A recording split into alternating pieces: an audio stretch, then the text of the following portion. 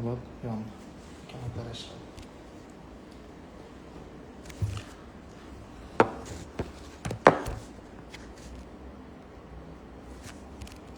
Uzr so'raymiz ming bor. Yana bir bor assalomu alaykum. Izoh yozish qismidagi texnik nosozliklar bartaraf etildi. Hurmatli kuzatuvchilar, barchangizga minnatdorlik bildiramiz. Bugun bo'ladigan shu suhbatimizda, jonli muloqotimizda kimda fikrlar, savollar, takliflar bo'ladigan bo'lsa, bemalol qoldirishingiz mumkin bo'ladi. Bilasiz, din ishlar bo'yicha qo'mita bu O'zbekistondagi turli dinlarga e'tiqod qiluvchi konfessiya vakillari faoliyatini bevosita muvofiqlashtiradi. Mana shu jarayonlarda turli din vakillarini erkin iborat qilishlari, ritual, rasm, rusum, marosimlarni bajarishlari va hokazo yo'nalishdagi faoliyatlarni muvofiqlashtiradi. Va bugun aynan mana shu masalalar atrofida qolaversa, bugun respublikamizda juda katta diniy ma'rifiy sohada islohotlar bo'lyapti. Muhtaram prezidentimiz boshchiligida juda ko'p ishlar qilinyapti. Xalqaro ilmiy tadqiqot markazlari yoki mana Toshkentda, poytaxtimizda juda katta mega loyiha qad rostlayapti. O'zbekistondagi islom sivilizatsiyasi markazi, bundan tashqari o'sha Samarqandda Imom Buxoriy majmuasi qad rostlayapti. Aynan muhtaram prezidentimiz bu majmua haqida gapirganda bir ajoyib gap gapirgan edilar.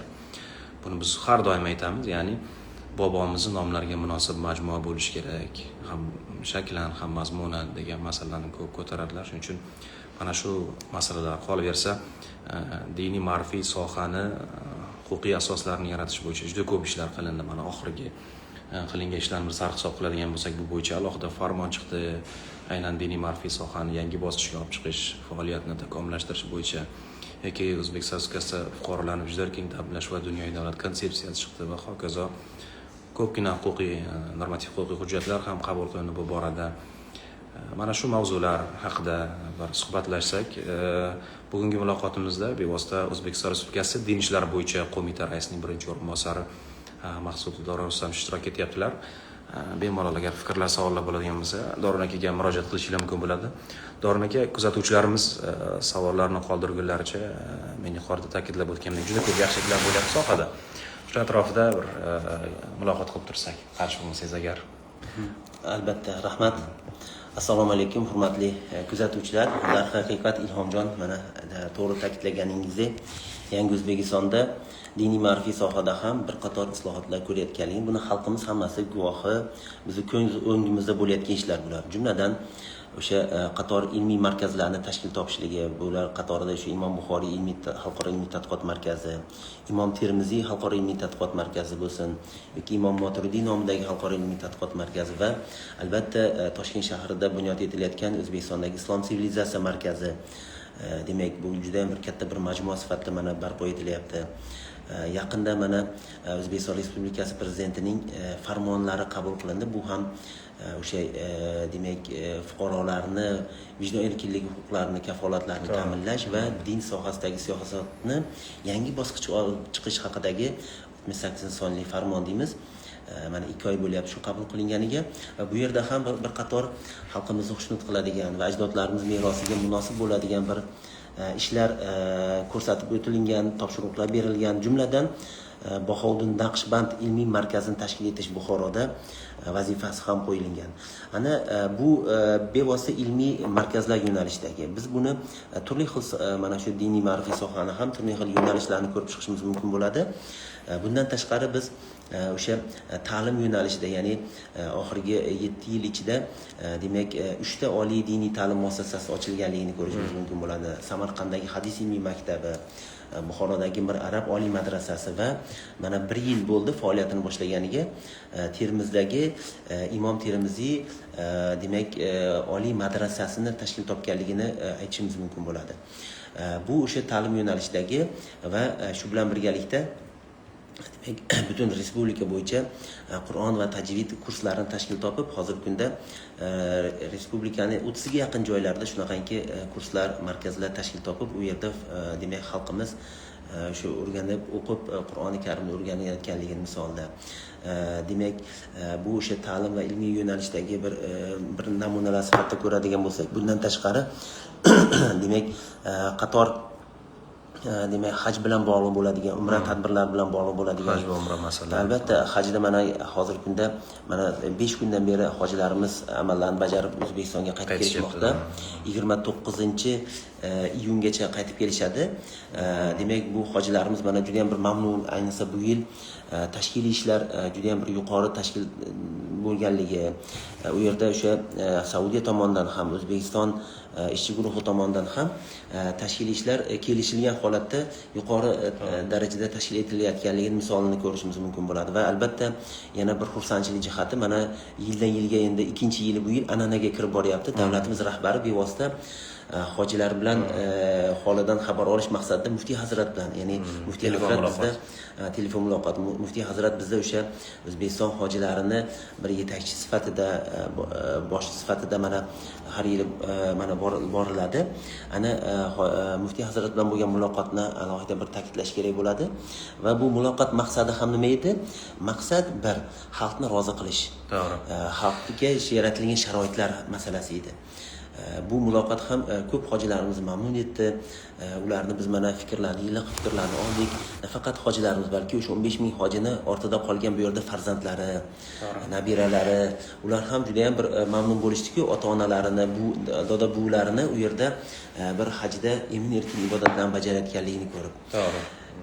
Bu misollarni albatta biz ko'plab keltirishimiz mumkin, lekin bular hammasi xalqimizning ko'z o'ngida bo'layotgan ishlar bular. Yaxshiliklar hammasi. Albatta. Xalqimiz shu muhtaram prezidentimiz aytadilar, bunga maqsad shu odamlarni rozi qilish degan. Buni o'sha diniy sohadagi o'sha haj umra tadbirlarini olasizmi, boshqa narsalar olasizmi, hammasi aynan shu maqsadga qaratilgan desak to'g'ri bo'ladi. Hozir mana savol kelibdi, Davron aka ruxsat bersangiz. Marhamat. Diplomat To'sayint 30 profil foydalanuvchisi sivilizatsiya markazi haqida to'liqroq ma'lumot bera olasizmi? Javob uchun oldindan rahmat debdi. O'zbekistondagi Islom sivilizatsiya markazini albatta O'zbekistondagi Islom sivilizatsiya markazi 2017-yilda prezidentimizning qarori bilan tashkil topgan markaz hisoblanadi.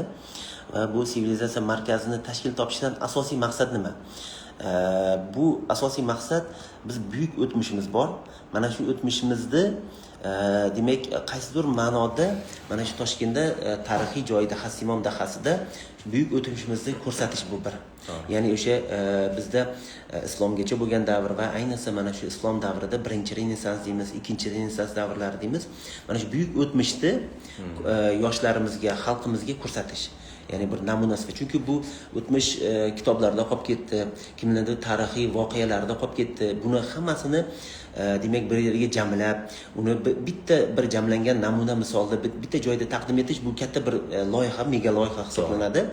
Mana shuni maqsad qilinganligini aytish kerak bo'ladi. Bu bir. Ikkinchi jihati, bu yerda mana shu buyuk o'tmish, buyuk ajdodlarimizni qilgan ishlari misolda yoshlarga bir ibrat bo'ladigan, namuna bo'ladigan, xalqimizga bir g'urur, iftixorni tuyg'usini singdirish bilan birgalikda ularni shu yana buyuk o'tmishdan nurli kelajak yoki bir so'z bilan aytganda buyuk kelajak sari chaqiradigan, da'vat qiladigan g'oyalarni, mafkurani demak yetkazish ham albatta rejalashtirilgan, maqsad qilinganligini ta'kidlash kerak bo'ladi. Hozirgi kunda sivilizatsiya markazi binosi mana qurib bitkazildi. Endi uni asosan ichki o'sha ma'naviy, ma'rifiy, tarixiy ma'noda beriladigan ma'lumotlarni demak boyitish va taqdim etish bilan bog'liq ishlar ketyapti. Nasib qilsa bu sivilizatsiya markazini ochish rejalashtirilgan shu oy, shu yilda bevosita mana shu nasib qilsa yana bir 2 oydan keyin buni ochilishini biz guvohi bo'lamiz va albatta o'zimiz ham u yerda butun xalqimiz bilan ishtirok etamiz. Albatta, hammamiz uchun katta bayram bo'ladi, butun xalqimiz uchun. Mana shunaqangi katta bir mega loyiha ekanligini alohida ta'kidlash kerak bo'ladi. Davron aka, men uzr, suhbatingiz bo'ldi, mana shu mega loyiha haqida qarangda. Muhtaram prezidentimiz adashmasam 8 marta bordilar shu mega loyihani boshlanishidan boshlab bugungacha. Ya'ni doimiy ravishda har bitta jarayon e'tiborda, nazoratda. Bizni xursand qiladigan narsa mana shu bu yerda bir so'z bilan aytganda bir tarix yozilyapti-da. Albatta. Oradan yillar o'tar. Lekin odamlarimiz mana shu katta bir loyihani eslab yurishadi. Bugungi shu yangi O'zbekistondan bizni o'sha bir yaxshi gap aytdingiz, kelajak, men shunaqa ta'rif bergan bo'lardim, o'sha shonli tarixdan buyuk kelajak sari bir ko'prik vazifasini bajaradigan bir loyiha bo'ladi deb o'ylayman. Chunki mana bevosita o'zingiz har bitta jarayonlarda ishtirok etyapsiz, katta yig'ilishlar bo'lyapti, xorijdan jalb qilinayotgan mutaxassislar. Bizni quvontiradigan narsa Davron aka hali nasib qilsa bitgandan keyin ochilish marosimi bo'lgandan keyin endi u katta reja qilinadi, tabiiy dunyoning eng ko'zi ko'ringan yuzlab olimlar, minglab mehmonlar keladi. O'sha kirganda prezidentimiz aytganlar, kirgan odam ma'naviyati o'zgarib chiqib ketishi kerak. Bizni buyuk tariximiz, shonli tariximiz, uni taqdim qilishni bugun zamonaviy qanaqa mexanizmlar joriy qilinyapti kirishda? Shular haqida ham gapirib bersangiz, ham tinglovchilarga, kuzatuvchilarga qiziq bo'lsa kerak. Albatta, bu O'zbekistondagi Islom sivilizatsiya markazining o'zining alohida kanallari bor. U yerda mana juda ko'p ma'lumotlar taqdim qilinadi. Har kun berib boriladi. Va birinchi o'rinda bu yerda Qur'on zali mana odamning katta bir eng katta asosiy obyekti hisoblangan Qur'on zali hisoblanadi. Qur'on zalida Usmon mushafini joylashtirishlik rejalashtirilgan. Bu Usmon mushafi tarixiy kitob. Bu biror bir mamlakatda topilmaydigan, tengi yo'q bo'lgan kitob. Chunki bu musulmonlarning bugungi 2 milliardga yaqin aholini muqaddas kitobi bo'lgan mana shu eng qadimiy kitobni O'zbekistonda saqlanib kelinayotganligi juda ham bir iftixor narsada. Bu bizning xalqimiz uchun juda katta bir sharaf deb qabul qilamiz. Va mana shuni munosib joyga qo'yish bo'yicha prezidentimizda shu maqsadlari, rejalari bor edi va mana shu islom sivilizatsiyasining asosiy qismida mana shu Usmon mushafi joylashtirilishligi rejalashtirilgan. Bu bir. Ikkinchidan, Qur'oni Karimda mana 114 ta surasi bor. Mana shu 114 ta suraga mos ravishda bu yerda 114 ta Qur'oni Karimda tarix mobaynida, shu asrlar mobaynida yozilgan qo'lyozmalar joylashtirilishi rejalashtirilgan. Albatta bu o'sha suralar yoki u yerda mana 8 ta hozir bir ipak katta bir gilamlarda Qur'oni Karim oyatlarini u yerda shu bu tarixiy ashyolar qo'yiladi, tarixiy meros qo'yiladi, lekin shu bilan birgalikda uni elektron innovatsion tarzda QR kodli qo'yiladi. Uni siz marhamat telefoningizdan QR kodni kirsangiz, u yerda turli xil tarjimalar, ingliz tilida deysizmi, rus tilida, o'zbek tilida tarjimalari kelib chiqadi. O'sha Usmon mushafiga oid bo'lgan yana qator ma'lumotlar, video materiallar, audio shaklda yoki yozma tarzda beriladigan ma'lumotlar o'sha kirgan odamni albatta har tomonlama innovatsion tarzda bir vizual tarzda ularni bir e'tiborini jalb qilish rejalashtirilgan. Bundan tashqari u yerda o'sha katta yana 4 ta ko'rgazma tashkil qilinadi. Bu o'sha islomgacha bo'lgan davr, ya'ni bizning tariximiz qanday bo'lgan. Albatta, buyuk tarix bo'lgan bizda. Buyuk tarix, uni bilmaydi ko'pchilik. Ana uni o'sha yerda vizual tarzda taqdim etish va birinchi Renessans davri deydi. Bu o'sha 8-10 asrlar mobaynida bizda qanchalik rivojlandi, bu yerda madaniyatimiz, islom dini qanchalik rivojlandi, ilm-fan.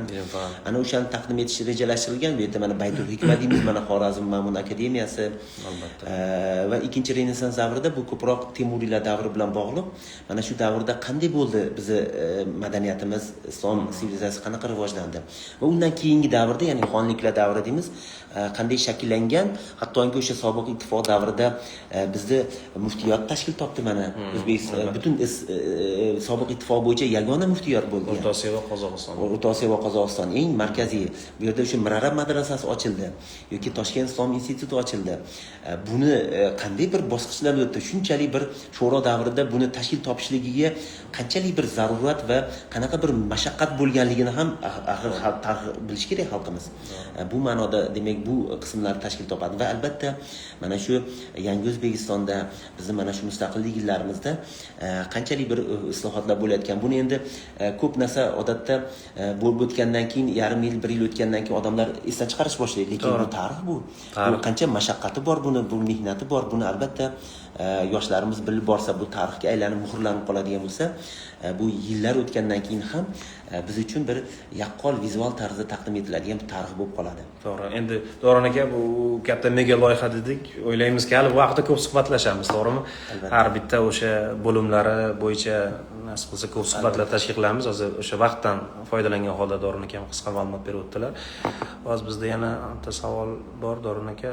Abdurahmon podkastlar profil foydalanuvchi tomonidan Bahovuddin Naqshband ilmiy markazi haqida ham to'xtalib o'tsangiz rahmat katta debdi. Bahovuddin Naqshband ilmiy markazi 68-son prezident farmoni bilan qabul qilindi. Shu markaz haqida so'rashyapti, adashmasam. Marhamat.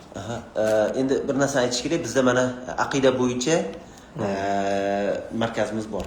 Imom Moturidiy markazi. Imom Moturidiy katta shaxs, yirik shaxs bo'lgan, o'sha ahli sunna e'tiqodini, ta'limotini saqlab qolgan. bor edi. Mana hadis bo'yicha bizda ikkita markazimiz bor. Ikkita buyuk muhaddis olimimizga bag'ishlangan Termiziy va Imom Buxoriyga. Endi bir narsa qolayotgani bizda nafaqat hadis, aqida yoki boshqa islom ilmlari yo'nalishi, balki bizda tasavvuf bo'yicha ham bu markaz bo'lib kelgan. Markaziy Mo'g'rinahr O'zbekiston hududi. Ya'ni o'sha Abduxoliq G'ijduvoniy ta'limoti bergan ta'limotni aytamizmi yoki buni davomchisi mana Bahodir Naqshbandiylik ta'limotini butun dunyoga tarqalgan, dunyoda eng ko'p tarqalgan ta'limot, keng tarqalgan ta'lim. Bu Naqshbandiylik nafaqat Markaziy Osiyo yoki musulmon mamlakatlarida, balki Amerika Qo'shma Shtatlarida ham kirib borgan. U yerda alohida markazlar bor buni.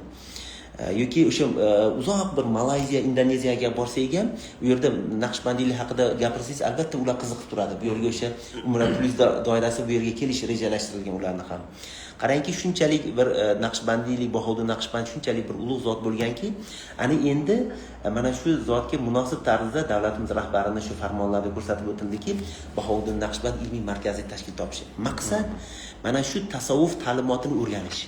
Bu tarixi qanaqa edi? Hozirgi kunda buni ham noto'g'ri talqin qilishyapti. Tasavvufda ham. Ana o'shani bir to'g'ri olimlar o'tirsin u yerda ilmiy markazda o'tirib, o'sha to'g'ri yo'nalishlarni, bugungi to'g'ri tushunchalarni bersin degan maqsad qilinganda va shu ma'noda albatta mana shu markaz tashkil topdi va tasavvufni to'g'ri yetkazishlikka, bugungi tushunchalarni to'g'rilashga maqsad qilingan. Bu bir. Ikkinchi jihatdan Bahodir Naqshband haqida gapiramiz va o'sha majmuani haqida ham gapiramiz. Hali uni oxirigacha yetib borganimiz o'rganib. To'g'ri. Uni bir tarixiy haqiqatini hali to'liq tiklab olganimiz yo'qmiz. Demak, maqsad ham ikkinchi jihatdan mana shu tarixiy haqiqatni, shu zotni buyuk merosini haqiqatda yetkazib berishlikka hissa qo'shsin deb markaz tashkil topdi. Va uchinchi jihati umuman Yettipir haqida gapiramiz mana biz. Yettipirda mana oxirgi paytlarda e'tibor beraman. Mana Yangi O'zbekistonda Yettipirda mashhurlik tuzildi. Ya'ni bir-biridan o'tib ziyorat qiladi. Yettipirga o'z borsangiz, juda ham bir keng imkoniyatlar, sharoitlar borsangiz, o'sha yerda Yettipirga doir bo'lgan hikmatli so'zlar, Qur'on tilovatlari qo'yib qo'yilgan. Umuman u yerda hatto mehmonxonalar tashkil topgan. Bir borsangiz, bir so'lim go'shalariga borib ziyorat qilib, har tomonlama ham ma'naviy ham bir ruhiy taskin topadigan, bir dam oladigan bir kerak bo'lsa bir joyga aylanganligini ta'kidlash kerak. Mana shuni ham Yettipirni ham to'liq bir tarixini tiklashlik ham alohida vazifa qilinganki, shu Bahodir Naqshband nomidagi ilmiy markaz shu vazifalarni bajaradi. To'g'ri, aynan shu Bahodir Naqshband majmuasida tashkil etilyapti markaz. Albatta, ramziy ma'no bor. Buxoro o'zi qadim buyuk allomalar zaminida, nafaqat Buxoro balki yurtimiz, o'ylaymanki ajdodlarimizga berilayotgan e'tibor, ayniqsa bu davlat rahbari darajasida juda katta bugunimiz va kelajagimiz uchun manfaatli bo'ladi. Sababi ular ko'targan g'oyalar, misol uchun o'sha birgina Bahodir Naqshband hazratlarining ta'limotlaridagi g'oyani qarang, dilbayori, dasbakor va boshqa juda katta o'sha insonparvarlik g'oyalari, bag'rikenglik g'oyalari, halollik, to'g'ri so'zlik, rostgo'ylik, ta'lim, tarbiya masalasida bular nima deydi, bu dunyoda ayrim davlatlar orzu qiladigan, lekin ularda mavjud bo'lmagan katta ma'naviy boylikdir. Xudo bizga shunaqa katta boylikni bergan, mana shunaqa zaminimizda. Albatta muhtaram prezidentimizni bu boradagi siyosatlarini, islohotlarini hammamiz kamarbastasi bo'lib qo'llab-quvvatlab, ajdodlarimizni nomini dunyoga yanada bundan tanitish oldimizga eng katta masalalardan biri deb o'ylayman. Bizga salomlar yo'llashyapti. Hammaga va alaykum assalom. Kuzatayotganlarga rahmat. E'tiborchi rahmat.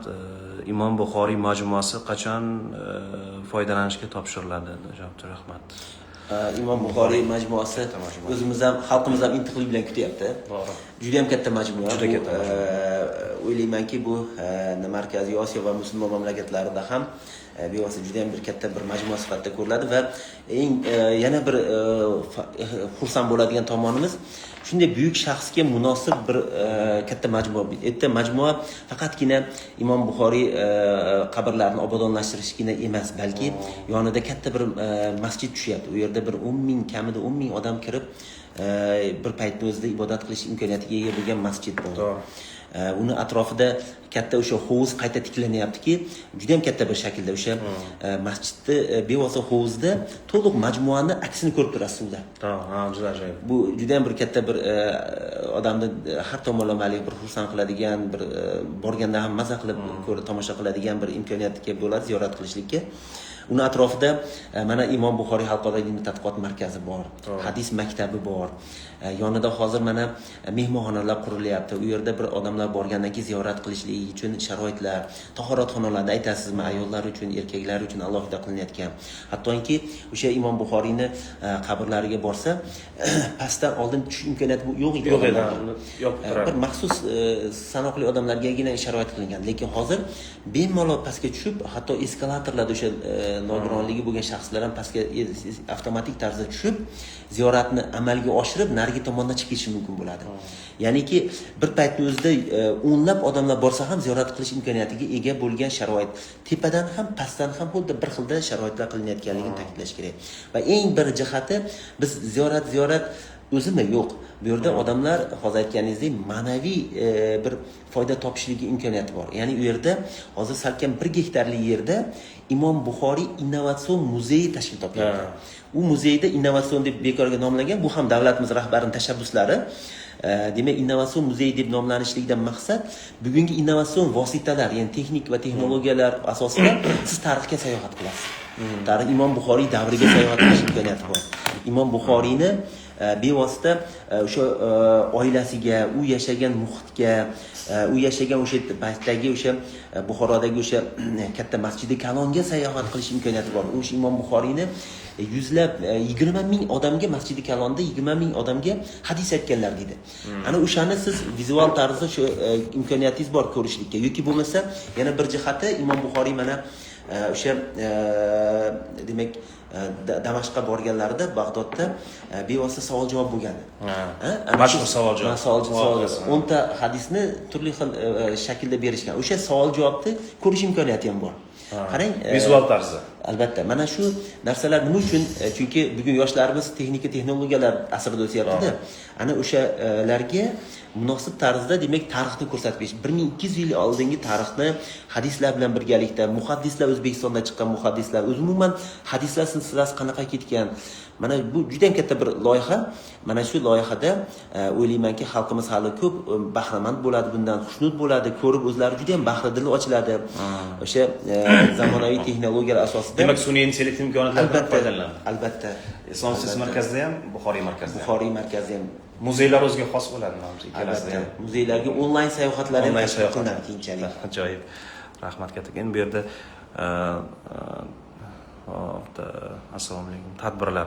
Endi O'rin aka, bu men o'zimni matbuot kotibi sifatida sahifamdan chiqayotganim uchun endi qo'mitaning asosiy o'sha bitta vazifalaridan biri o'sha jamiyatda bag'ri kenglikni targ'ib qilish, turli din millat vakillari o'rtasida bu yo'nalishimiz ham bor. Tadbirlarimiz bo'ladi.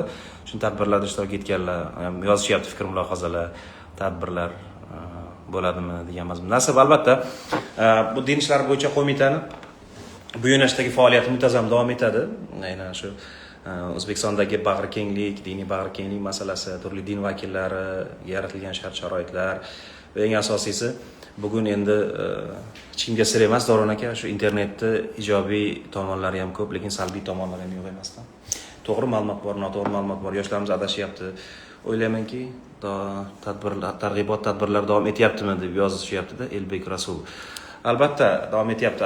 Davron aka, mana shu umumiy qo'mita faoliyatidagi bir yo'nalish bo'yicha odamlarga o'sha mohiyatni tushuntirish, turli har xil yomon yot g'oyalardan saqlash bo'yicha qilinayotgan ishlarda ham menimcha ozgina ma'lumot berib o'tsangiz foydalanuvchilarimizga qiziqarli bo'lardi. Juda ham yaxshi. Haqiqatda ham din ishlari bo'yicha qo'mita demak faoliyat davomida mana Ilhomjon o'zingiz ham juda ko'p ishtirok etasiz. Demak targ'ibot tadbirlarini ham amalga oshiradi, chunki bugungi siyosat oldingi bu biz ya'ni bilgan siyosatlardan keskin farqi bor. Men buni bemalol ayta olaman, yumshoq vosita asosida odamlarga tushuntirish, profilaktika asosida odamlarni tarbiyalash. Ya'ni oldingidek qandaydir bir jazolash emas, balki tushuntirish orqali odamlarga yetkazish. Chunki odam nima sababdan fikri o'zgarib qoladi? Tushunmaganligi uchun. Bilmagandan keyin Abu Rayhon Beruniyning juda ham bir gapi bor, odamlar bilmagan narsasiga yot qaraydi deydi. Ya'ni uni tushunmagandan keyin demak uni noto'g'ri talqin qiladi yoki adashib o'sha narsaga berilib qoladi. Demak, shu ma'noda din ishlari bo'yicha qo'mitaning aniq maqsadi bor, odamlarga tushuntirish, profilaktika qilish va bag'rikenglik bu bizga yot bo'lmagan tushuncha. Bu bizni ham qadriyatimizda, ham ajdodlarimizning qonida va ham bizni muqaddas diniy ta'limotlarimizda ham bu narsa ta'kidlangan. Bizda mana tarixan konfessiyalar yashab kelgan bu yerda. Turli konfessiyalar, demak, turli konfessiyalar yashab kelgan, turli millat vakillari. Bu Ipak yo'lida joylashgan, Chorrahada joylashgan hudud bo'lganligi uchun bu yerda tabiiy ravishda turli millatlar, turli dinlar bo'lishlik tarixan bu tabiiy narsa bu. Bugungi kunda ham biz mana shu tarixiy haqiqatni tiklayotgan davrda ham iqtisodiy, ham siyosiy har tomonlama bir erkin bir eshiklar ochgan paytimizda demak turli dinlarda va turli xil tushunchadagi qarashdagi insonlar bo'lishligini ham tabiiy qabul qilish kerak bo'ladi deb o'ylayman. Va shu ma'noda odamlarga endi buni qaysidir qatlam to'g'ri tushunadi, buni qaysidir qatlamga tushuntirish kerak bo'ladi va qaysidir joylarda albatta eslatib ham turish kerak bo'ladi. Bu ma'noda bizning targ'ibot tadbirlarimiz davom etyapti va biz yaqinda mana Ilhomjon 5-may 5-iyun oralig'ida huquqiy savodxonlik oyligi e'lon qildikda va bu qatorda davlat tashkilotlari, nodavlat mahallalarga kirib qator shunaqa tushuntirishlar qilindi. Kuzatuvchilarimiz ham bevosita ko'rib borishdi, ma'lumotlarni berib bordi ularga. Albatta. Yaxshi samara berdi Davron aka. Shular sababi odamlar ko'pchilik o'sha yozishadi-da, shaxsiy yozishadi, boshqa qilishadi. Ya'ni bilmagan ma'lumotlarni. Odatda johillik yomon narsa-da, bilimsizlik. Johillikning davosi ma'rifat ekan, faqatgina bildirish orqali bo'lishi mumkin. Bizni Samarqandga ham kelinglar, suhbatlar juda foydali bo'lardi. Albatta, nafsi targ'ibot guruhlari ishlayapti butun respublika bo'yicha.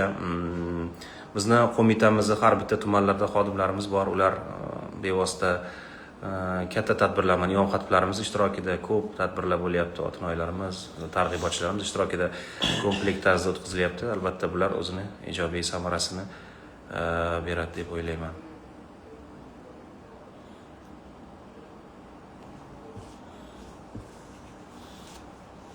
Yana kimda qanday fikrlar bor, savollar bor, fikrlar bo'lsa bemalol. Davron aka bir yaxshi bir nima fikr hozir mana kuzatib, endi bu narsani boshladik, muloqot suhbatda yaxshi bo'lardi. Mana shuni bir vaqtingiz imkon bo'lganda bir ora-orada kuzatuvchilar bilan suhbatlashib tursa yaxshi bo'lar ekan. Yaxshi an'ana bo'lardi. Sababi ko'pchilik o'sha mana hozir bilmagan narsalarimizni bildik, o'rgandik. Yaxshi suhbat bo'lyapti deb yozishyapti, ilmingiz ziyoda bo'lsin. Ularning hammasi shu demak yetkiza olganimizda qaysidir darajada. Haj mavsumi yakunlandimi deb so'rashyapti Davron aka. Haj mavsumi yakunlandi. Bitta ishimiz qoldi, hojilarni demak o'z yurtlariga, o'z oila bag'rlariga qaytarish. Bu narsa demak mana hozir amalga oshirilyapti. Bugun mana 6-kuni nasib qilsa, eng qizig'i biz bu hojilarimiz bu juda ham bir boshqacha bir kayfiyatda o'tdi. Odamlarimiz juda ham mamnun, har yilgidan ko'ra ham farqli bo'lganligini ko'p ta'kidlashyapti. Bu farqli jihatlar nimada? Tartibliligi, intizomiyligi, o'sha demak bu tartib intizom nafaqat O'zbekiston tomonidan, balki Saudiya tomonidan ham qilingan. O'sha hojilar uchun yaratilgan sharoitlarda aytamizmi? Demak, mana nasib qilsa, Xudo xolasa biz oxirgi 29-iyun kuni oxirgi hojilarni kutib olsak, tong saharda shu bilan sog'-salomat qaytargan bo'lamiz. Demak, hamma hojilarimiz sog'-salomat, eson-omon belgilangan tartibda yurtimizga olib kelinyapti, qaytib kelishyapti. Men o'sha muftiy hazrat mana boshlik kutib olganimizda, muftiy hazrat rahbariyat hojilarimiz kutib olganimizda Davron aka birinchi kuni o'zingiz ham bo'ldingiz. O'sha muftiy hazratga mikrofon tutganimizda birinchi intervyu berganlarda bu yil o'zgacha bo'ldi haj ibodati. To'g'ri, bu odatga aylangan gap, lekin bu yil bu gapni men aniq ishonch bilan ayta olamanki, o'zgacha bo'ldi. Juda ham bir havo nuqtai nazaridan ham, sharoit nuqtai nazaridan ham, hojilarimizga yengillik nuqtai nazaridan ham, ruhiy kamolati, ruhiy taskinlik o'tdagi albatta juda zo'r bo'ldi. Keyin Davron aka bitta narsa men xursand bo'ldim. Bu yil mana o'sha mediada ham ancha bizni kuzatuvchilarimiz ham ko'p ko'rishdi.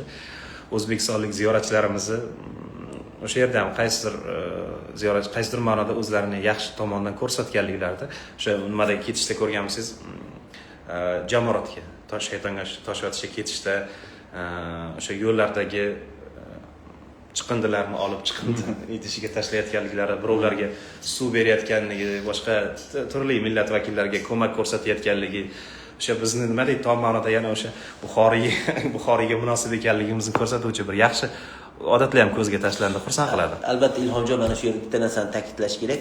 Bu haj bir ibodat. Shunday. Alloh taolaning o'sha buyurgan, qodir bo'lgan insonga buyurgan farzlardan bittasi. Bunaqa farzlar, masalan, islomda o'sha haj 4-rukun hisoblanadigan bo'lsa, 5-rukun hisoblanadigan bo'lsa, haj bu bir ibodat. Lekin musulmonchilik, bandachilik bu har kungi ish bu.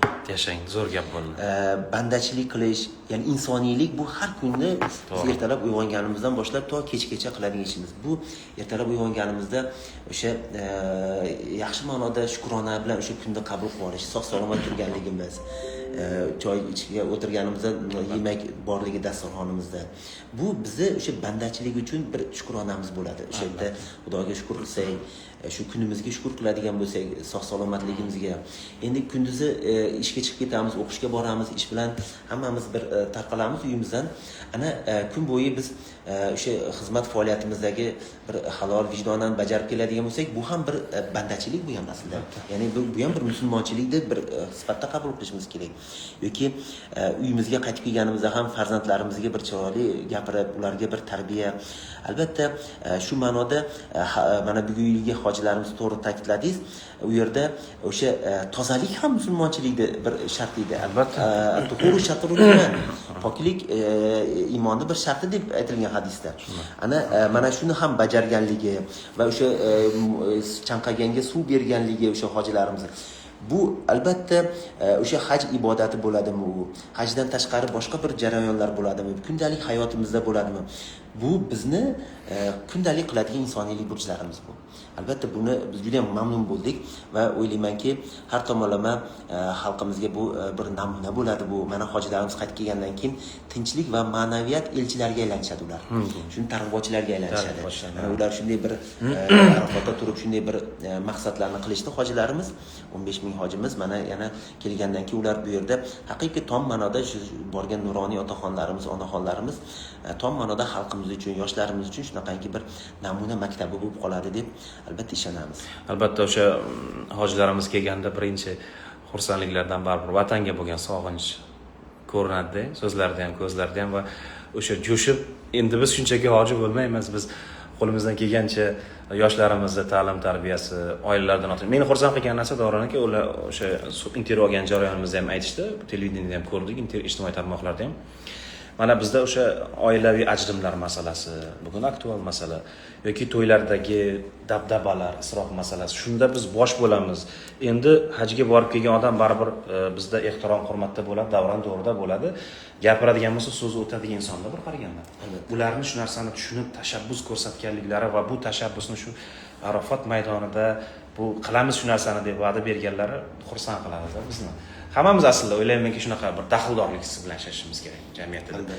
Aslida savollar ko'p ekan, yana bitta ruxsat etib savol beramizda keyin tugatamiz Davron aka. Mana Komiljon Burxon. Yaqinda e'lon qilingan prezident farmonida Imom Moturidiy markazi faoliyatini takomillashtirish bo'yicha vazifalar belgilandi. Shu haqida ham ma'lumot berib o'tsangiz, Moturidiy markazi. Haqiqatda Imom Moturidiy markazi farmonga muvofiq uni maqomi ko'tarildi yana. Alohida e'tibor qaratildi. Yaqinda 30-aprel kuni prezidentimizning qarori bilan biz Samarqandda Imom Moturidiy yubileylarini, ya'ni 1155 yillik yubileyini nishonlagandik. Juda katta tadbir. Katta tadbir bo'ldi. Juda ham xalqaro darajadagi o'sha Moturidiydshunos olimlar yig'ildi bu yerda. Endi ko'rinib turibdi, bugungi zamon globallashgan davr juda ham bir nizoli davrga to'g'ri kelib qolgan. E'tiqodlar o'rtasida, dinlar o'rtasida, kerak bo'lsa ta'limotlar o'rtasida juda ham bir bahsli, nizoli holatlar dunyoda avj olib turibdi. Mana shu paytda demak o'sha narsa demak bundan 1150 yil oldin ham bo'lganda, ana Imom Moturidiy shunga munosib javob berib chiqqan, ilmiy, ma'naviy tomonlama.